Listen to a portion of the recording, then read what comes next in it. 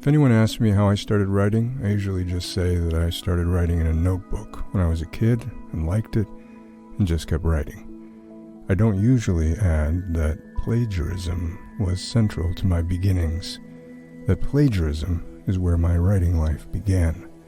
Because the first thing I ever really wrote, I stole. I was 13 years old, a freshman in high school, and I was sitting next to a kid in biology class who I'll call Cosgrove. Cosgrove came to class with a notebook and a stack of science fiction novels by the Canadian writer Gordon R. Dickson. Cosgrove did not care at all about biology.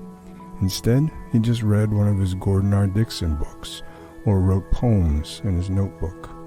I was curious about the books, and I was shocked at how flagrantly he just sat there and completely ignored the teacher. But I mostly just wanted to know what in the world Cosgrove was writing. In my English class, we'd been given an assignment to keep a journal, which for me meant keeping track of things I'd done. I compiled activities and couldn't imagine there was anything else to a journal other than writing such things down. I had pizza for lunch. I mowed the lawn. I twisted my ankle at soccer practice. I did X. I did Y. I did Z. At the time, these were the deepest thoughts I could muster about my fantastic life on Earth. So it seemed impossible to me that Cosgrove had discovered things that were so interesting that he could write poems about them.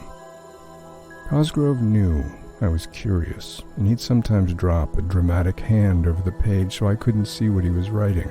Sometimes he'd just stare at me in a way I can still feel. All I could clearly make out were the tantalizing, jagged, square shapes of his poems. But then one day, the teacher called him up to the front of the class, and as Cosgrove walked down the aisle, I leaned over and was just able to read the first line of his poem before he turned around at the front of the class. I saw 5 clear words. The Count is coming forth. Firstly, I didn't understand what the Count is coming forth even meant. The words didn't form a clear picture in my mind. I wasn't sure I even understood the phrase. It was like a rare bit of silk that someone had handed me that was meant to be worn, and yet I had no idea how to put it on. But I was drawn, almost romantically, to the language, and even to this stubborn image that wouldn't form. But soon, I began to see things. A dark figure in a cape emerging from somewhere rocky and stony. Maybe a castle or a cave set beside a very grim ocean in a very gray land. And soon I realized that this Count was in trouble, had been harmed in some way, that he was at this very moment of coming forthness, setting out to do something reckless, something heroic, something that might cost him his life. But secondly, and more importantly, I couldn't believe Cosgrove was writing about counts who came forth. Where had he gotten that? How could that be inside him when all I had inside me was ankle twistings and Cheerios for breakfast? That night in my journal, I wrote Cosgrove's words down. The Count is coming forth. And because I'd thought about it all day, I was able to add a bit to the story and wrote my own line after that. Probably something about the cape or the cave, and I'm sure I had the Count heading north to rhyme with forth.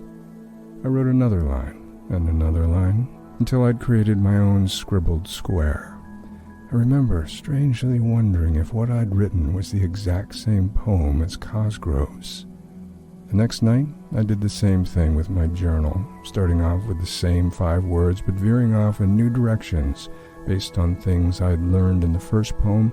I did that for the next few weeks, always using those same 5 words to get me going. I wouldn't say it was here that I knew I wanted to be a writer. It was much hazier and more ghostly than that. But I did know that I liked finding out what this Count was up to. I liked people who didn't exist and places that weren't there. But more than all that, I realized that I wanted, that I longed to turn my attention away from my life of Cheerios and ankles and XYZ to the world of the count. Even now, when I am stuck or feeling blank, I'll write those 5 words down. The count is coming forth, and that rare silk will slip right over my shoulders as I rise up from a cave beside a dark ocean and head north.